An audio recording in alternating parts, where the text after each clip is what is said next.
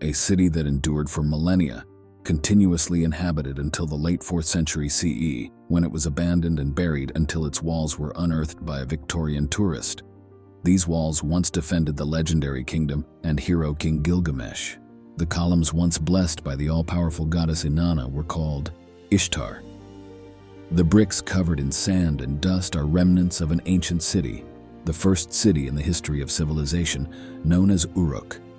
Throughout its history, Uruk has achieved several firsts for which all civilizations should be grateful. For example, it produced the first epic tale, the Epic of Gilgamesh, recounting the adventures of the great king.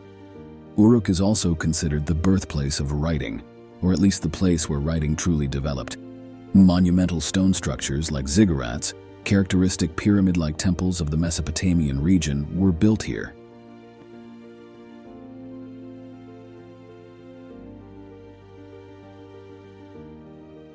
The city of Uruk serves as a microcosm of the social revolution that transitioned our ancestors from loosely organized groups of farmers and gatherers to a complex society built upon macro-level social organization and specialization of tasks. Let's explore the location and climate of this city, two closely related factors to the development of Uruk. Uruk, modern-day Warka, lies approximately 300 km south of Baghdad and 15 km east of the city of Samawa. This region, once known as Mesopotamia, lies between the Tigris and Euphrates rivers, which have become the cradle of several civilizations due to its remarkable fertility. The Sumerians, Assyrians, and Babylonians all flourished here in different historical periods. Uruk prospered in the southern floodplains of Mesopotamia, with rivers and channels traversing the area, where water accumulated to form marshes and swamps, known as the alluvial plain. Being one of the hottest places on Earth with temperatures exceeding 50 degrees Celsius, the unpredictable rainfall led the inhabitants of this marshland to devise irrigation methods that could leverage the nearby river's advantages. The climate of Uruk, in all its harsh beauty, shaped the lives and civilization of its inhabitants. The scorching seasons with prolonged, intense heat and aridity posed a significant challenge to daily life. Plants had to endure glaring sunlight while humans had to employ creativity to devise suitable living arrangements. Along the Euphrates River, water became an invaluable resource, providing irrigation and fertility to the rich soil. However, it also presented a significant challenge in managing water and regulating floods, especially during the rainy season.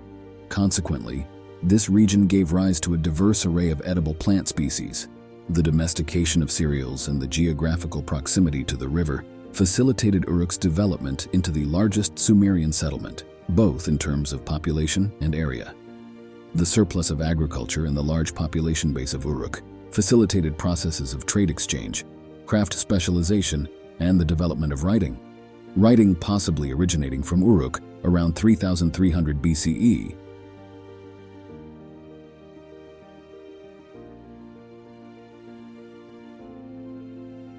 Uruk stands as a crucial city on two fronts, religiously and scientifically, a fact confirmed by the thousands of clay tablets excavated, some dating back to the early period with writing around 5,000 years ago. In this invention, Uruk played a pivotal role.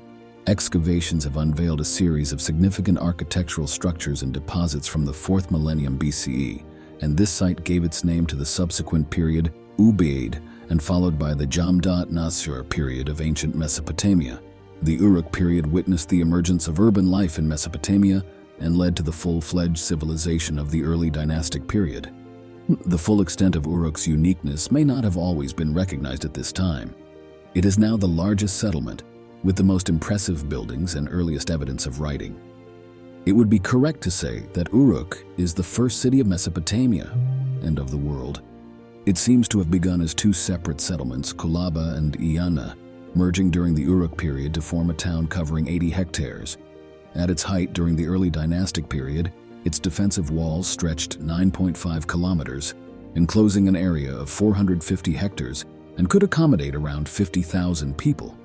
At the city center are two major temple complexes, the Anu Ziggurat, dedicated to the sky god Anu, originally belonging to Kulaba, and the Iana Ziggurat, dedicated to Ishtar, referred to by scholars as the Uruk Jewel, rising to a height of 16 meters on a square base measuring 60 x 60 meters.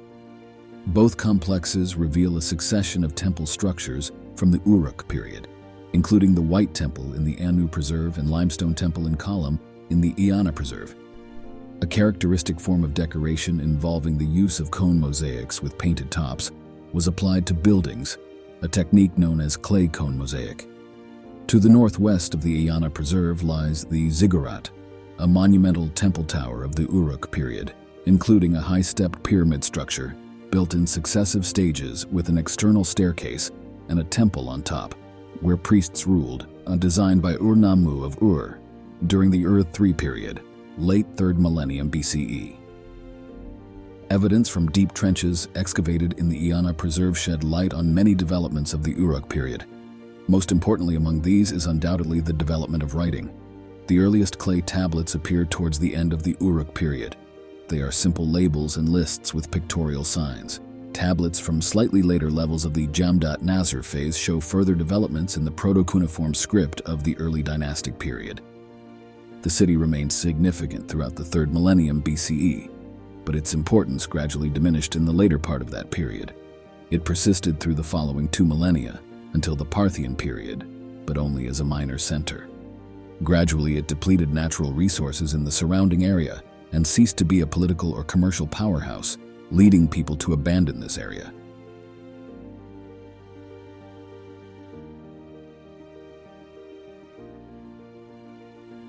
Aside from being one of the earliest urban centers in history, Uruk also served as the primary catalyst for urbanization and the formation of states during the Uruk period. The Uruk period is divided into 8 phases, from the earliest through the prominent periods to the decline, based on the extent of excavated ruins and the historical context revealed by the artifacts found there. This city had the greatest influence during the period from 4100 to c. 3000 BCE, when Uruk was the largest urban center and served as a hub of commerce and administration. The exact manner in which Uruk ruled the region and how it became the world's first city, as well as how it enforced its authority, remains unclear. This 900-year period witnessed the transition from small agricultural villages to a larger urban center with a full-time bureaucracy, military, and social stratification. Although other settlements coexisted alongside Uruk, they were typically around 10 hectares in size, while Uruk was significantly larger and more complex. The culture of the Uruk period was disseminated by Sumerian merchants and settlers, influencing all surrounding peoples and driving the development of competitive economic and cultural systems. Gradually, Uruk was unable to maintain remote control over colonies such as Telbrak through military force. At the heart of the city are the temple districts, gradually developing into the Eanna district and the Anu district named after Inanna and Anu.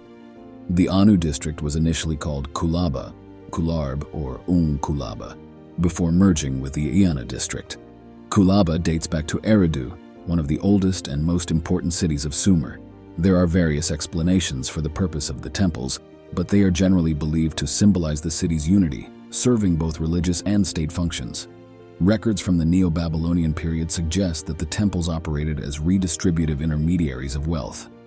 The Eanna district comprised several buildings with spaces for assembly, enclosed by walls separating it from the city. In contrast, the Anu district was built on a raised platform with the temple atop it. Eanna was the temple dedicated to the worship of Inanna throughout Uruk's history. The remainder of the city and the surrounding districts of Eanna and Anu included typical courtyard houses, grouped according to the occupants' professions. Uruk was meticulously planned with a canal system later described as Venice in the desert. This canal system radiated throughout the city, connecting it to ancient Euphrates riverine trade as well as the agricultural hinterlands. The city of Uruk originally lay to the southwest of the ancient Euphrates River, which has since dried up. Today, the archaeological site of Warka lies to the northeast of the modern Euphrates River. The shift in location occurred due to the changing course of the Euphrates River at various points in history, a factor that may have contributed to the decline of Uruk.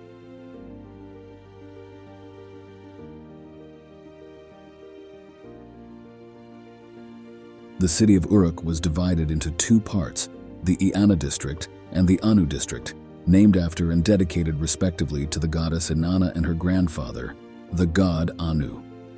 The famous Mask of Warka, also known as the Lady of Uruk.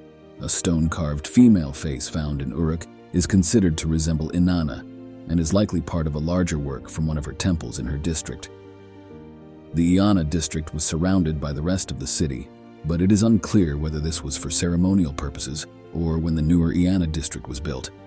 The builders requested a wall for some reason. Scholar Samuel Noah Kramer suggested that Anu, the male deity, initially ruled the city until his daughter Inanna rose to prominence, at which point she was granted a separate walled residence in the Iana district, as the temples were considered the literal abodes of the gods on earth, and because Inanna was often depicted as a goddess, very much in control of her own affairs, the walled-off area may have simply been to provide her with some privacy. Kramer also noted that while Inanna remained a prominent deity throughout Sumer, eventually merging into Ishtar, the power and prestige of goddesses were waning at the time, under the reign of Hammurabi of Babylon, and women were experiencing a decline in power.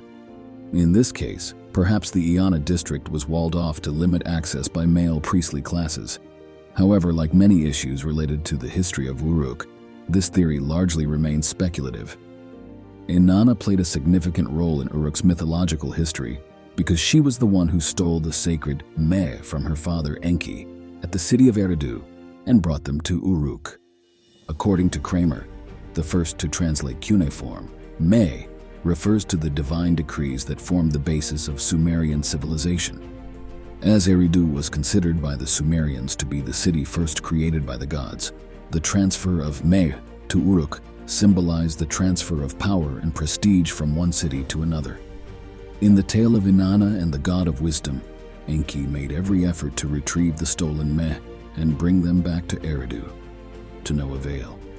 Inanna had outwitted her father, and now Uruk, not Eridu, would be the place of power.